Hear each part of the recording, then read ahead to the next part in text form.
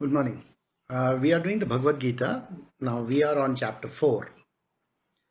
We had done till verse 27, and like I had said, that I'm going to just touch on verse 27 a little bit, but we will start from verse 28 onwards. So let me just touch upon verse 27.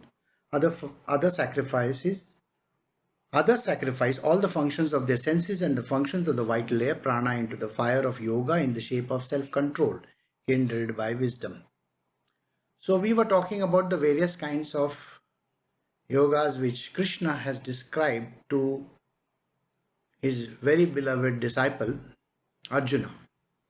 As you know, this yoga is meant for those who are on the path of spiritual but have left their basic necessities out of the system. So Krishna is explaining to him the various yogas that are there. He is not telling Arjuna that you got to follow it right now. If someone needs to follow it, then they can do it when they come onto the third stage of their life. There are four stages in life. The third stage of the life is while going to the jungles, is, as vanaprastha. So while they are doing vanaprastha, they can practice this yogas. That is the meaning. And the last one is the sannyas yoga. Now sannyas yoga is completely a different ball game altogether. If you have completely given up the world and want to take up sannyasa, that's a different story, right? And sannyas yoga, that's the last one, is basically connected to when you have finished all your material worldly activities. That means your studies are over, your marriage is over, your children have gone and settled down wherever they have to. All these things have happened, and then the person says, okay, now I give everything up. I become a retired person. I may go to some place and I may settle down and I may take up sannyasa. That is also possible.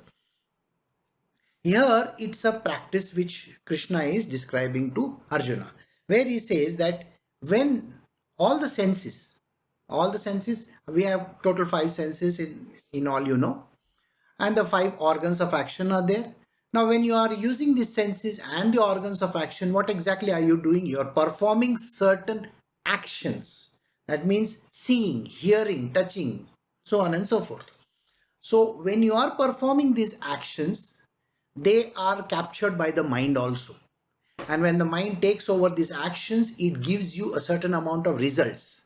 The results are, if I'm touching something very hot, my mind will say it is very hot, remove your hand. So you will immediately remove your hand. Isn't that how it works? If you are touching a rose and unfortunately you are touching the thorn on the rose, you will get hurt. So naturally your mind will give you the signal, please remove your hand from there, otherwise you will bleed. So this is the way in which the action happens. Now what is he saying? Offer sacrifices all the functions of the senses and the functions of the vital air, the pranas which are connected. There are five pranas that are there. So all these five pranas, that is inward, outward, breathing in, breathing out, and so on and so forth. So there are five pranas. I'm not going to elaborate much on them. We have done enough of it. So there are five pranas. So what happens is the organs of senses, the sense organs, as well as the pranas, what you have to do, put them into the fire of yoga. Fire of yoga means, yoga by itself as a term means very simply, union with God. Now who is the God? The God is inside of you, and that God has to be taken care of.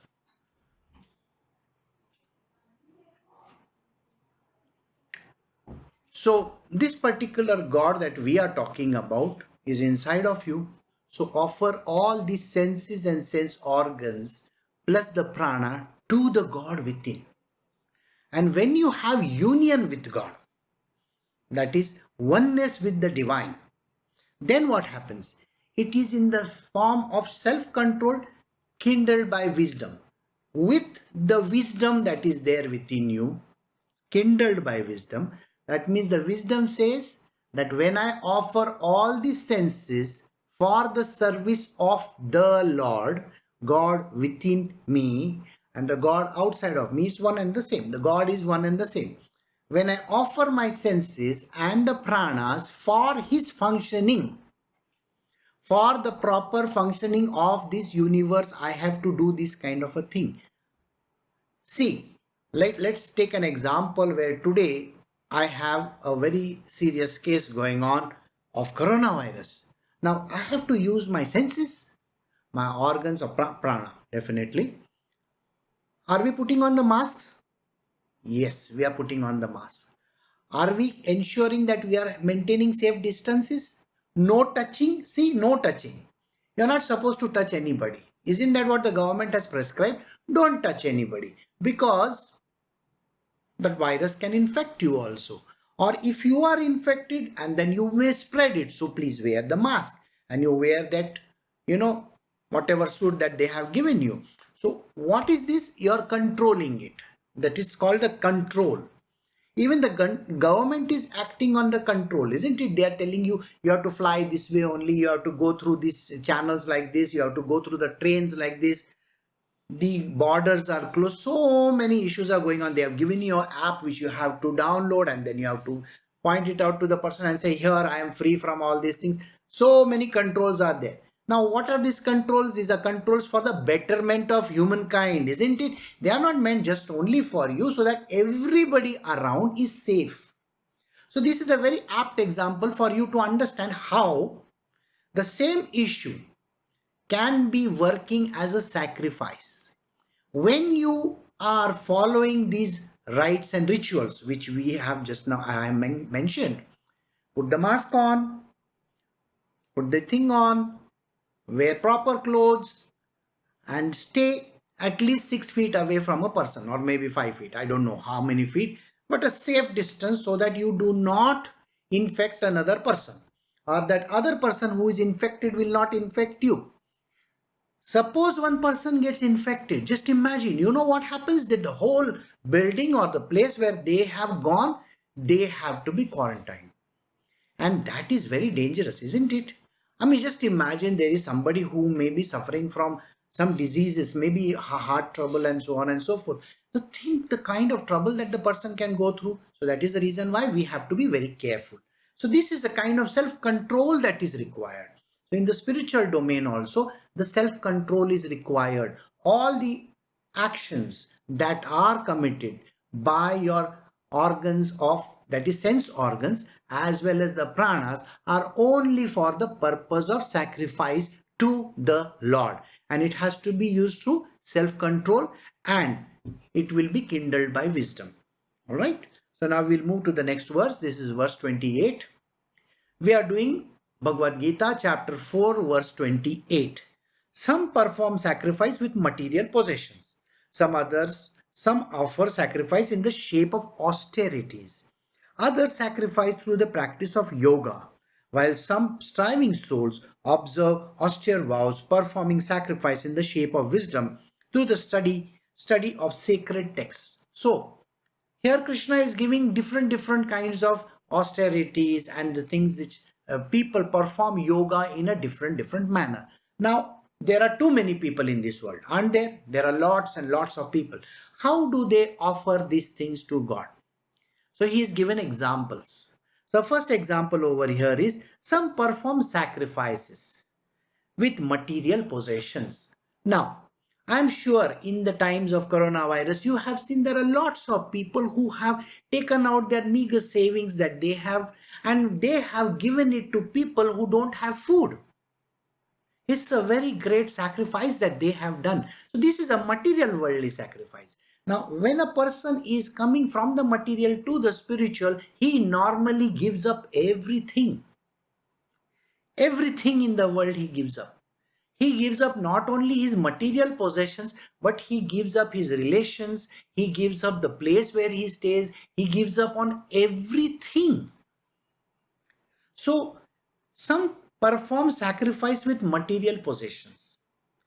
A very beautiful example is set by Vivekananda, when at one time he was going through, he was coming from New York to Chennai. And while he was trying to board the ship, there were two disciples of his, a mother and a daughter. And they said, Swamiji, before you board this, we want something that you own. Swamiji looked at his own body and he said, what do I own? I don't own anything. Even the clothes are somebody else's. I don't own anything. So she said, no, you see that walking stick of yours? Oh my God, walking stick of Swamiji. He was just carrying it because you will find that most of the Swamis, they have a walking stick. They either are Dandi Swami, that means they will carry a big danda, or they are having a walking stick.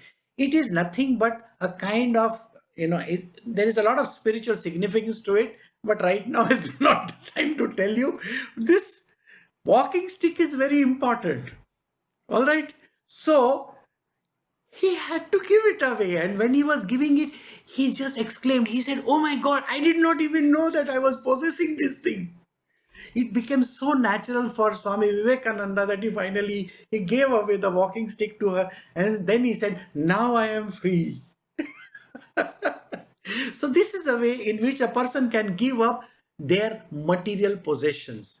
Imagine you own certain things, and because of that certain one small object also, there is a desire created in somebody's mind.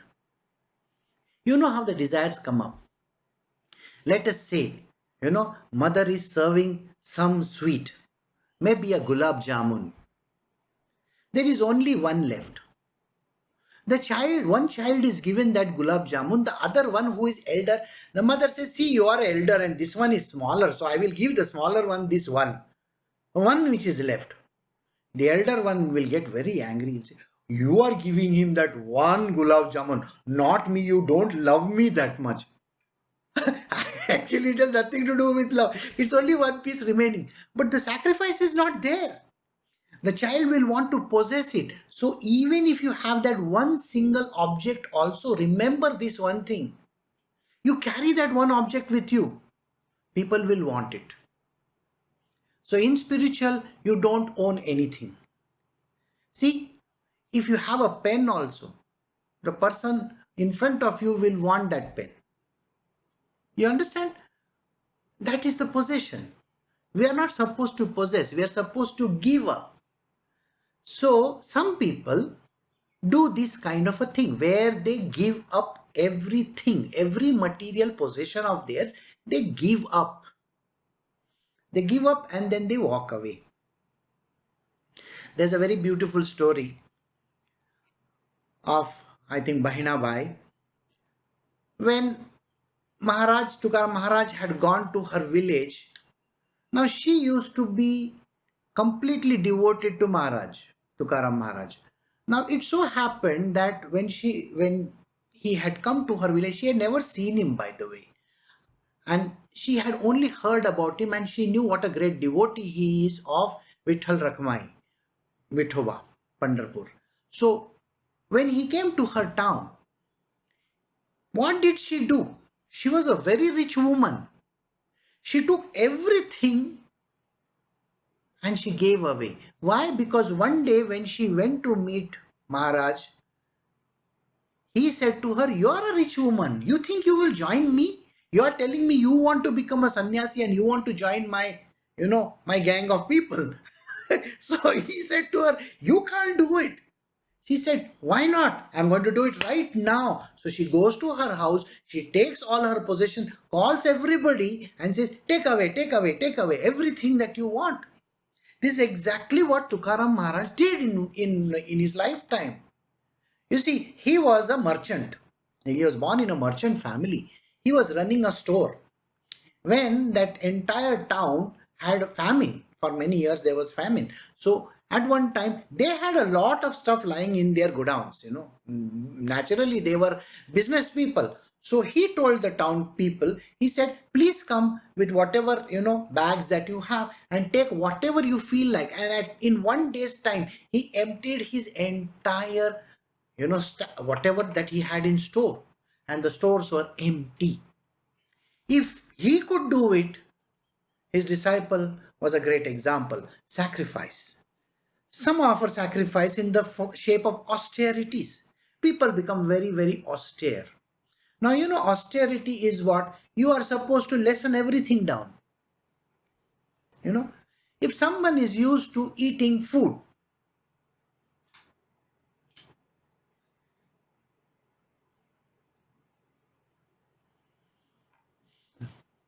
If someone is used to eating food which is meant for literally, I mean, you know how much you love to eat. Suppose you are used to eating, say, 4 chapatis, flatbreads. Now the person will say, from today onwards, I will eat only 2. Please understand one thing, nobody is going to die if they cut down their intake from 4 to 2. Okay, it's a kind of an austerity, something that you do in smaller measures. You don't have to use a larger quantity. So these kind of austerities increases the spiritual flow in a person. The person becomes austere. Please understand this. If you are used to traveling by first class, can you travel by economy? Like that. You understand, that is called austerity. Why do you wish to travel by air? Can you go by bus, which is cheaper form of transport? I'm just giving you material worldly examples. Examples.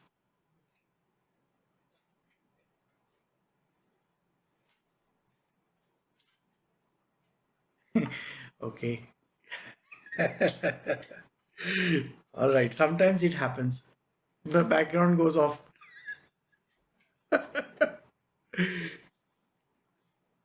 Just give 2 minutes.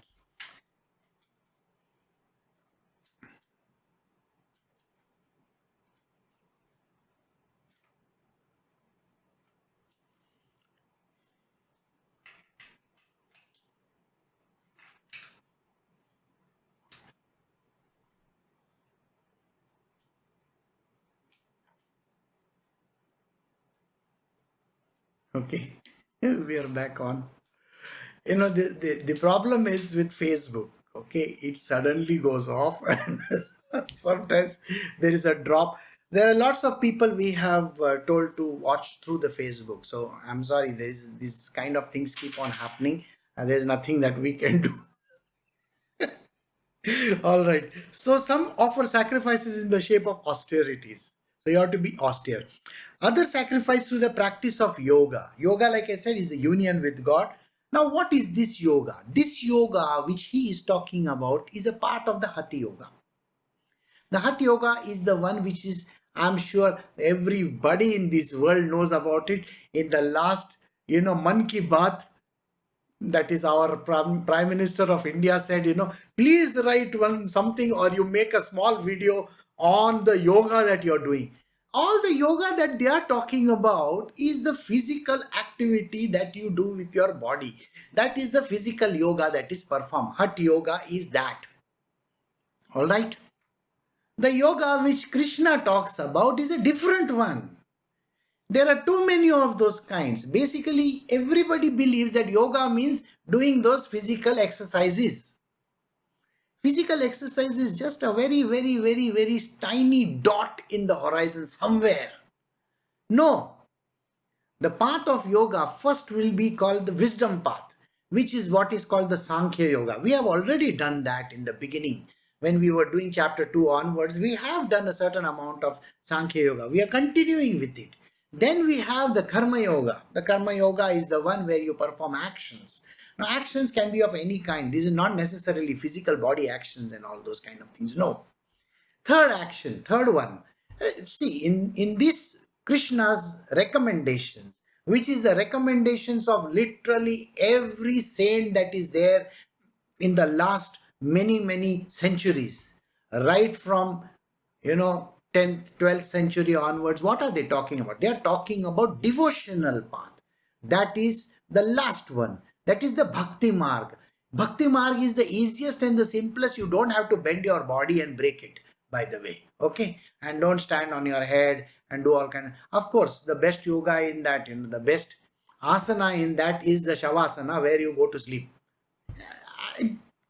It is not recommended even by Ramakrishna Paramahansa because, well, body consciousness is too much. Anyway, coming back to it, through the sacrifice to the practice of yoga. So here also it's a cursory way of selling. While some striving souls observe austere vows, perform sacrifices in the shape of wisdom through the study of sacred texts. This is a recommended action for those who are on the path of Sankhya Yoga. What is the action that they are talking about? You read the scriptures. Okay? You can by heart them. You can practice on them. You can do all kinds of things. And you have to use the scriptures so that you follow that path rigorously. The Vedas are written, you see, you follow it rigorously to the T. Absolutely whatever is mentioned over there, you follow it. So he says, some striving souls observe austere vows. In the Vedas and the Shastras, it is written the kind of vows that you're supposed to do. Sometimes it is said that you have to do, fasting. Of course, you can do fasting. Nobody says you can't. So you will find that there are lots of Swamijis and yogis in India who go to the Himalayas, or you stay in certain places like Banaras and Haridwar and Rishikesh and all these places. What do? They practice this kind of austere vows that is there. What do? They may not eat. They may not drink. They may just roam around barefoot. They may wear only one piece of loin cloth. That's it. I mean, the kind of things that a person does. They may expose their body to absolute cold, freezing cold out there. In the Himalayas, it's very, very freezing. I'm sure you know that. So they can expose their body to that. But it is not recommended, because today a man is not attuned to this kind of things. A man is a weakling. You see, today the man is literally a weakling. He is not able to cope up with this kind of very severe austerities. So during this third yuga, when Krishna is talking about this, it could be possible to do that. But today, I doubt it. Some people can try, but whether they can succeed or not is a different story. Alright, so we have just finished this. The last one was called In the Shape of Wisdom Through the Study of Sacred Text. Right. So we move to the next verse. We are doing chapter 4, Srimad Bhagavad Gita, verse number 29 and 30. There are two verses together. Other yogis offer the act of exhalation into that of inhalation. Even so, others the act of inhalation in that of exhalation. There are still others given to the practice of pranayama, that is breath control, who, having regulated their diet and controlled the process of exhalation and inhalation, both pour their vital airs into the vital airs in themselves. All these have their sins consumed away by sacrifice and understand the meaning of sacrificial worship. Now here, this is one verse which is dedicated to pranayama. It's an important verse. Krishna recommends pranayama because pranayama happens naturally as well. You are always taking in the life breath. You are breathing in and out, in and out, in and out. What is he saying? See, in the material world, if you do something with discipline,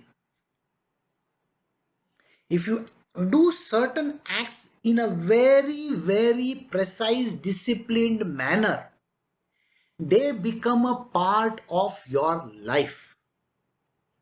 In the olden times, now I can't go too back in olden times, last 10, 15 years before that, you see your parents, the young ones I'm telling you, your parents had this habit of sitting on the dining table, spreading the paper right through like this and drinking their morning beverage and eating breakfast. You will find that most of the families, this was the first thing. If the newspaper didn't come, the person felt out of place. So wasn't that kind of a discipline that was there in the households earlier? Yes. And when the TV came, early morning TV was also a part of somebody's lifestyle. You see, for them, if that doesn't happen, they cannot carry on with their life. So that was the case. Now, you will find that everybody follows a certain regime, right? When they follow a certain regime, that puts a discipline in them. You have to eat this way. You have to drink this way. A specific time when you eat your food. Think about it.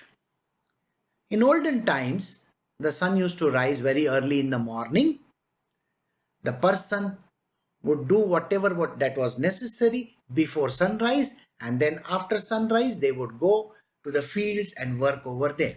This was a very, very common phenomena when they were right back in olden times. Or people went to work. if they were working with the king or the government or whatever, they went early in the morning to work. Nowadays, the story has become completely different. People go to work in the afternoon, in the evening, in the night, during daytime, whatever time that the companies fix up for them, isn't it? The discipline is gone out of the window. All right. The person will come from work at a particular hour and go to work at a particular hour. There is no discipline anywhere in this world. I would like to tell those who are indisciplined, you may not be married, or you may be married. You may have young kids at home. Please understand one thing. If you are indisciplined, that is exactly what you are going to teach your children and the future generations to come. If you are going to be lost in your phone constantly, your children are also going to be lost in the phone. If you are going to get up at 10 o'clock and 11 o'clock in the morning, if the parents themselves are doing this, can you imagine what is the effect on the children? They will also become indisciplined in their life. If the parents go to sleep at 12 o'clock and 1 o'clock in the night, which is one of the most stupidest things on earth to do. I will give you the reasoning later on, but just now at this point in time, listen to me. If you go to sleep after a certain hour, the body rhythm is not correct. The body requires a certain amount of time to recuperate. You see, think about it. What does the world do outside? When the sun sets, okay, when the sun sets, what do the plants do? The plants convert the carbon dioxide. They will remember during daytime, what are they exhaling? What are the plants exhaling? Throwing out oxygen. And in the night, what are they exhaling? Carbon dioxide. Do you know this? There are daytime birds, then there are nighttime birds. Have you seen that birds also follow a very strict regime? You will never find a crow after 8 o'clock or 7 o'clock in the evening. Have you seen that? The birds are not there. The eagle or any of these birds, they will not be seen. But there are nocturnal animals and birds which come out after the sunset. I'm sure you have seen that. These nocturnal creatures are working in the world after the sunset. There are daytime creatures. There are daytime animals, birds, living things, organisms. They are working. So there is a cycle change that happens. Sunset and sunrise are the two times of the day where the cycle changes. The rhythm changes. The universe is acting accordingly. Okay? Have you seen that there are seasonal changes also happening? The seasons also change accordingly. Now, there are those who keep on talking about, environment is being destroyed. People are putting in plastic. They are doing this and they are doing that. People fight for all kinds of possible cases. They are themselves actually responsible and they don't know that. These are the same people who will say, don't use plastic, only use environmentally friendly material, don't use paper, don't do this, don't do that. I am eating only vegan food and blah, blah, blah, all the kind of nonsense that they talk about. Ask them their lifestyle. You see, they go to sleep late in the night, 12 o'clock, 1 o'clock, 2 o'clock. Somebody who is upsetting the universal cycle are responsible for the problems caused in the material world also. Do you know that? Because if the plants are working accordingly, as a human being, you are also entitled to work accordingly. Those who understand the neural system inside our body, we have a neural system, running from top to bottom. Nerves, they are running all over the town. How many have actually deeper knowledge about this? Very few people have knowledge about this system.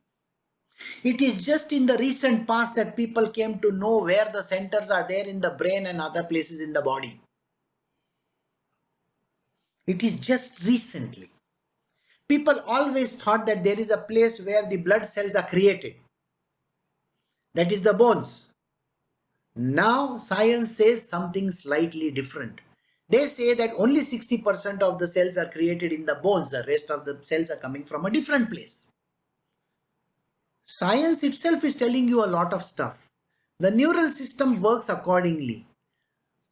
You see, we have messages going up and down our body. Up and down our body. Imagine, think about it like this. You are a wild animal. Let us say you are an animal which roams around during the daytime. All right. In the night, okay, there are other kinds of animals and birds. Right? Now think about it. You are suddenly changing the pattern from daytime to nighttime. So if in daytime you are a duck, in the nighttime you are a bat. What are the different ways in which their bodies function? Common sense will tell you the duck system is different than a bat system, isn't it? They have different set of blood, isn't it? The blood itself is different. The way in which they move around is different. If a human being is not listening to this, their body's way of functioning, they are upsetting the entire thing. They are ready for disaster, by the way. Just the way our, Earth reacted very badly. All the glaciers are gone.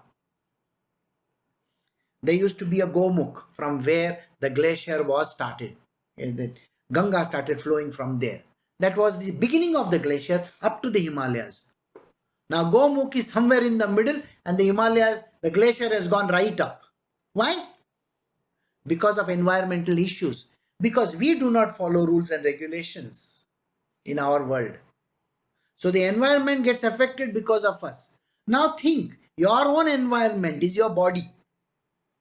This is the earth. And if you are going to disrupt it, understand the kind of problems that you are going to expect in the future. Right now you may not understand it, but the future you will understand because you cannot go and break the rules. The body needs recuperation, the time that is needed in the night to repair the body. The body needs time for working out in a different manner. During the daytime, the life cells are different. In the night time, they are different. So when you do inhalation and exhalation, maintain discipline. There is a specific methodology which is being recommended by the yogis. Pranayama is a regulated breath control. Any Tom, Dick, Harry, Jones cannot just, I'm doing pranayama. No, don't try that. It is a regulated breath control practiced by very, very senior people. Senior means those who know about it, the teachers. Learn from them. Here he has given just a cursory understanding where he says, Krishna says, offer the act of exhalation into inhalation and other the act of inhalation into that of exhalation. Offering this way and this way. There are two parts of the body, the right and the left. The two hemispheres as we call it. There are two nadis which are going up and down. Okay? They are working in one side and the other one on the other side. Think how these are working. They are working in tandem. You have seen a tandem bicycle? No. The tandem bicycle has to work perfectly, then only it can move forward. Imagine the tandem bicycle inside your body when you are breathing in and breathing out. Short breath, long breath, medium breath, fast breath, slow breath. There are different kinds of exercises which can be taught those who are interested in learning pranayama should go to a very, very serious exponent of this and study. In the past, there were quite a lot of people like BKS Iyengar was there. Then there was somebody in Mysore. I don't know whether they are there right now. I mean, they died. Now, who is conducting? I have no idea. There is Bihar School of Yoga, which I would definitely recommend people because they teach very, very serious methods. You know, the ways are very precise. I have studied in Bihar School of Yoga and a very small classes, so I can definitely recommend those to you. I don't know about the others, but where they teach you perfectly how to do this particular thing. They don't call it by their, particular name. They are not going to like registered over there. That is not a registered path. It is a path of breathing. A breathing is an exercise which is free for all. Nobody can say that, oh, this yoga belongs to me. No. It's a breathing. You are doing breathing. Come on. So this is the way it is mentioned. Exhalation into inhalation, inhalation into exhalation. And still others give the practice of pranayama, breath control, who having regulated their diet. The regulation of diet is very, very important. I told you about disciplining life. Now I'm going to tell you about regulation of diet. The regulation of diet is so very important.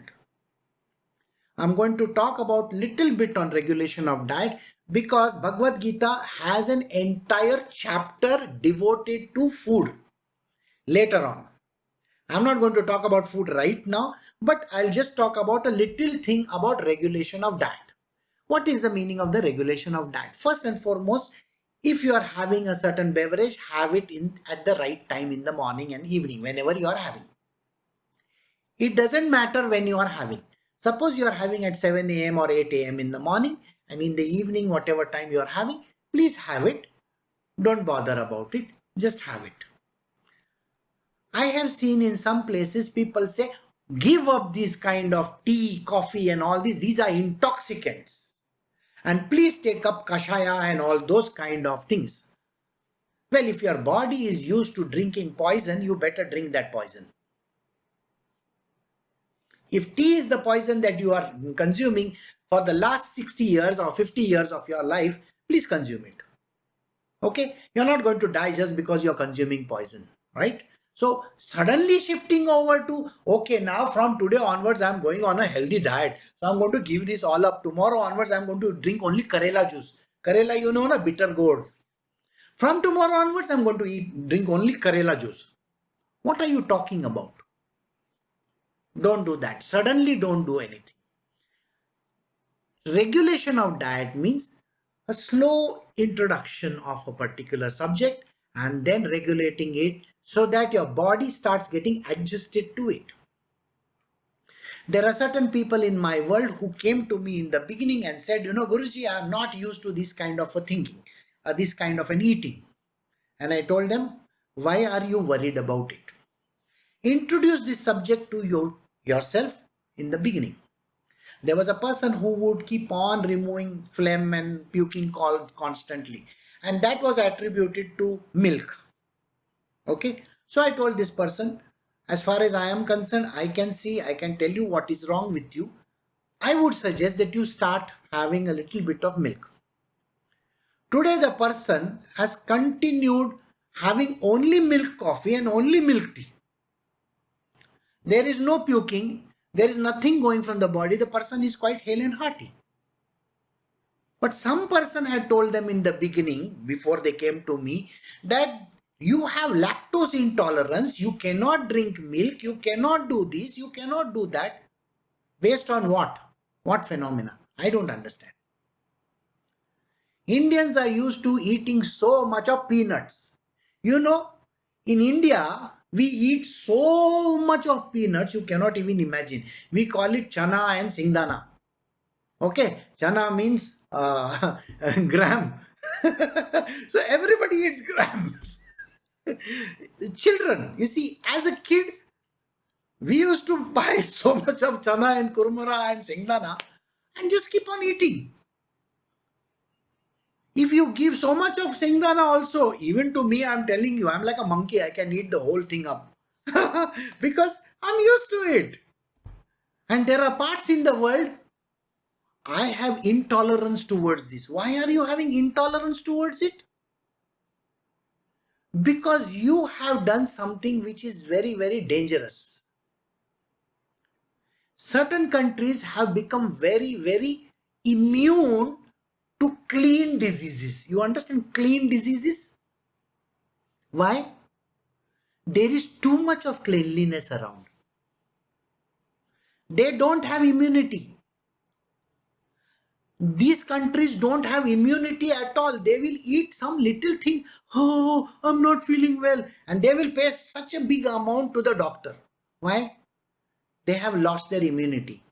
Indian kids, now I'm not talking about today's day and age, because today's days kids, they are very immune. They like foreigners, oh, my son, he has to live in a very good atmosphere. All right. But in olden times, I have eaten so much mud myself. My mother used to give me one solid pasting, she used to say, what is this? You are eating mud from one end of the building to the other end of the building. So everywhere I put my tongue in and eat. Okay. And always if you ask me to open my, there's all mud inside my mouth. Krishna did that. I'm sure you know that. So I used to get a lot of beating because I used to eat mud and anything that was edible, by the way. It's okay. So Indian kids are like that. They are immune. So here what he's talking about, regulation.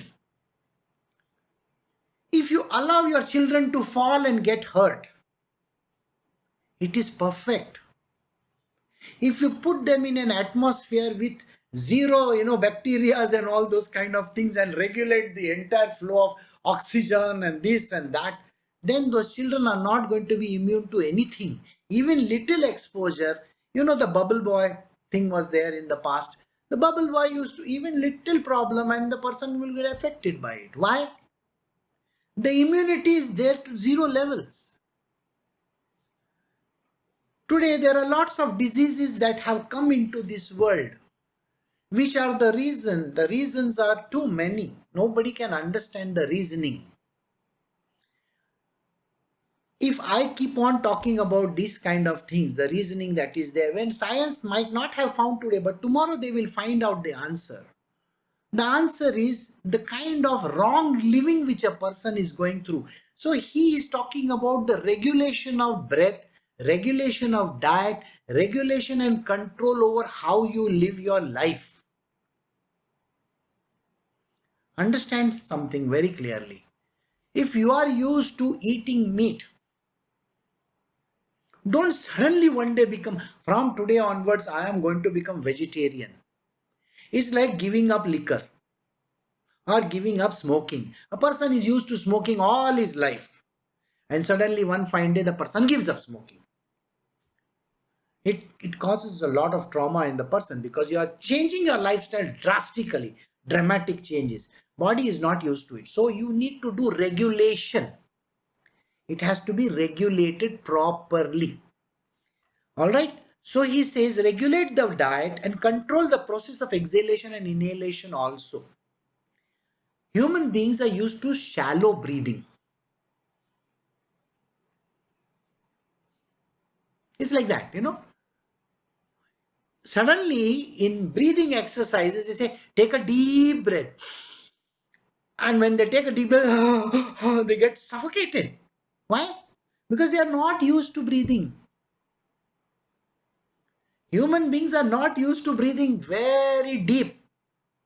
Half of our lung only is filled. Maybe even 1/4, I think. We don't fill our lungs completely. So the body is already regulated you. The other way around.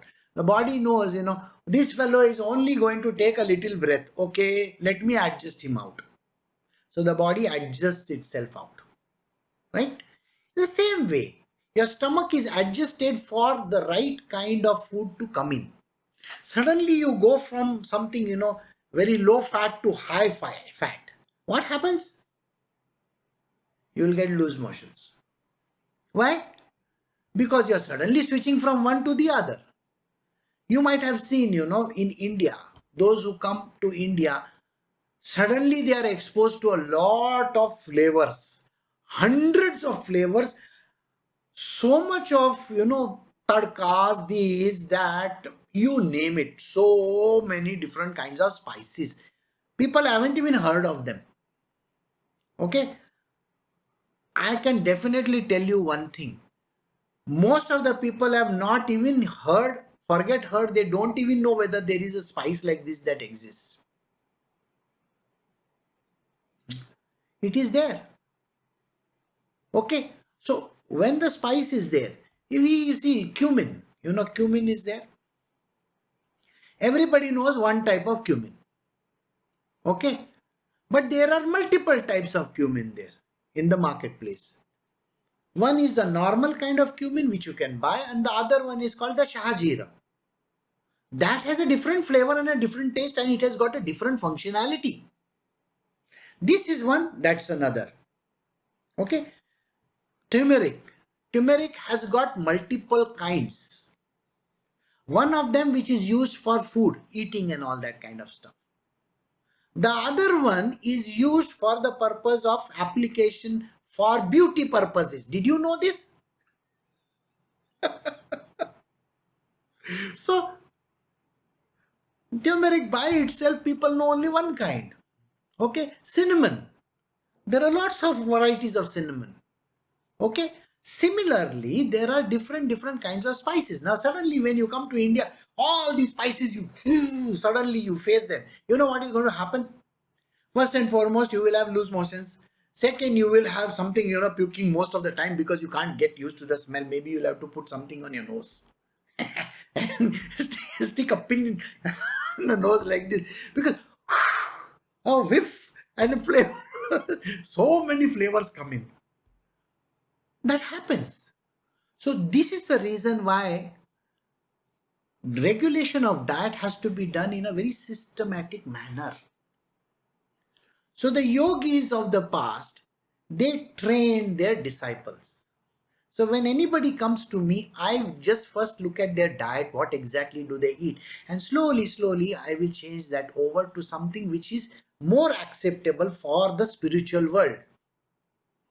Slowly, very slowly.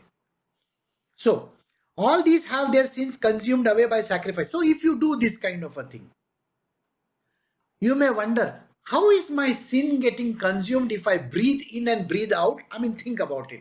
A common sense. Use your common sense and you say, oh my God, breathing in and breathing out will remove my sins? I didn't know that.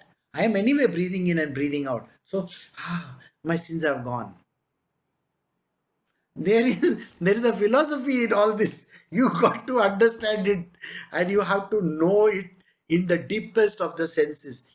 See, when you pour the vital airs into the vital airs themselves, what are you doing? You are doing something which is called sacrifice. Sacrifice. And when you are doing the sacrifices, the gods love the sacrifice. We have already learned this. You know this? I will give you one example for you to understand. Now, the god which is involved in digestion, his name is the god of stomach. Now, the god of stomach is used to simple food, curd rice or dal rice or, chapatis and this and that. And suddenly one fine day, you go to places in China and all those and say, I am going to try out in Wuhan something very strange. Don't go and try out over there. Okay, there are places in India also where they have this kind of food available. It's not that it is not there. Okay, some of the places in India also serve exotic food. Some places which you can see in the YouTube where they have, a skewer is there, a stick is there, and all the scorpions are stuck up over there. I mean, don't you try all these kind of things. Your stomach is not used to eating a scorpion which is toasted. No, I just want to taste it. Why do you want to taste it? Those who are not used to that kind of a food, your stomach is going to revolt. Stomach is a god, I told you. Now, if you put wrong stuff in the stomach, you know what's going to happen, isn't it? The god of stomach will get very upset. And then you will have something which is called upset stomach. You know what it means, correct? It's the same thing going for our teeth also, same thing going for our eyes also. These are gods. There are 33 crore gods inside our body. We got to honor them properly. If I dishonor this god in the eye and I look straight at the sun, you know what's going to happen, no? I'm going to become blind very soon. I can't look at the sun directly with these eyes. So do you understand this philosophy? Honoring these gods is important. So the gods inside my body, I have to honor them properly. I have to use every part of my body sincerely, perfectly, absolutely in a regulated fashion. So if I don't do exercise, some people, they will say, I do regular exercise. Okay, how many times in a week do you go to the gym? I go always. Okay, can you calculate how many times in the last 1 year you have gone? Maybe 30-40 times. Oh, is it? 30-40 times? There are 52 weeks in a year. And if you have gone 30 and 40 times, you have not even gone once in a week. I go walking every day, 5 kilometer, 10 kilometer walk. Is it? You have those fancy apps with you, no? Can you show me in the app when you have walked? Oh, in the last week, Monday I was not feeling well. Tuesday, I had to do this work. Wednesday, I did this. I went only once in a week. No. Regulation is important. If you are used to doing exercises, regulate your body, the leg muscle. It is a god. Your leg is a god. Remember that. Likewise, your hand, if you are used to doing push-ups, pull-ups or whatever that you are doing, your hand is used to it. So if you are used to those kind of things, you have to ensure that you do it in a regular manner. Not because you want to have longevity. Nobody can tell you when you're going to die. You know that. Okay? If people think by doing some fancy exercises, they are going to live for a very long time, they are mistaken. Your death is programmed by destiny. You may be doing fancy exercises, okay? Doesn't mean that you're going to live for a long time. No. It is talking about health, not talking about longevity. So don't you even think about longevity. Oh, I am doing yoga for the last 100 years now. That is not the answer. People in Japan and in the Europe, they don't even lift their fingers. Okay, they're living in villages where people are on an average more than 100 years old. They have never lifted their fingers. They are farmers. Okay, they go out and do the farming.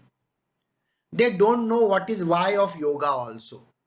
But are they alive? Yes. Are they living nicely? Yes. And ask them, what are they living on? Wine.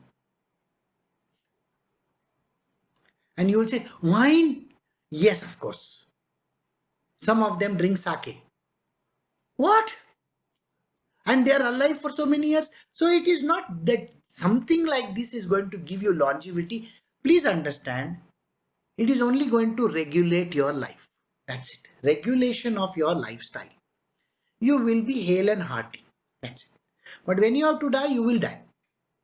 Death is never in anybody's hands. Mr. Death doesn't respond to you. No. When he has to come, he will come. When he has to go, he will go. He will take you. He says, bye-bye, all the rest of the world. Now let us go, sir. Okay. So, death is not directly proportional to the number of days of exercises that you have done. Don't you think about that. It is health. So, here he is talking about when you do these sacrifices, okay, the sins are consumed away. Sins means the different kinds of karma that connect with all these things. They go away. If you offer wrong food to a particular god, he is going to get upset. And when he gets angry, you are in for it. So when you are giving him the right kind of food, right kind of exercise, disciplined lifestyle, the God is very happy. We are talking about karma. We are not talking about longevity here. Do you get the point? The moment the word sin comes into the picture, we are basically talking in terms of activity that is responsible for creating more karma. So here, the sins are consumed. So now I hope you understood what I meant. When Krishna is saying that the sins are consumed, they are removed. They are removed from the system by sacrifice. So sins are consumed by sacrifice. There are certain sins which are accumulated and which have to be removed, which is called the prarabdha karma. The new sins which may have happened, they go away. Think. Just now I gave you one example. If you are used to eating sattvic food and suddenly you shift to tamasic food, killing of animals or eating some kind of a dead animal is tamasic food. From sattvic to tamasic, how much of activity have you performed? The sin that you have performed? Quite a lot. Because the God inside the body is saying, you are supposed to give me sattvic food. Why are you giving me this kind of a food? So he's going to revolt. And that's a sin. So do you understand how this regulation is important? Same way, if your mind says, I am feeling sleepy, I am feeling sleepy, I am feeling sleepy, I am feeling sleepy. Your body says these words, And you say, no, I got to do this work, I got to do this work. And you keep on awake, Eyes are open like this. You'll have coffee after coffee after coffee after coffee and say, I got to keep awake. Why? I have to submit. I have to do this. My boss has asked me to do this by the end of the day. But sorry, it's not the end of the day. It is next morning that you're still doing it. Well, what are you doing? That is not the way how things are done. The God inside you who wants sleep, the body, is going to get very upset and angry with you. And one day he is going to give you a peace of mind. You're going to go into the hospital very soon. So better be careful. Don't get into all these things. Okay? All right. Arjuna, we are going to do one more verse. Oh, I don't think we have time for the next verse. So we have finished up to verse 29 and 30. And next time we will do 31 onwards. So I hope you understood that we are not supposed to antagonize any part of our body and any part of our mind and get and perform a lot of karmas. Don't do it. Regulate your body, regulate your food, regulate your activities, exercise, control, whatever that you are doing. Please keep it in a very systematic, disciplined approach. No sins will get added to you. Got it? And this is what he means. So I will stop over here and I will see you all in the coming week. Take care. Bye. Have a nice day.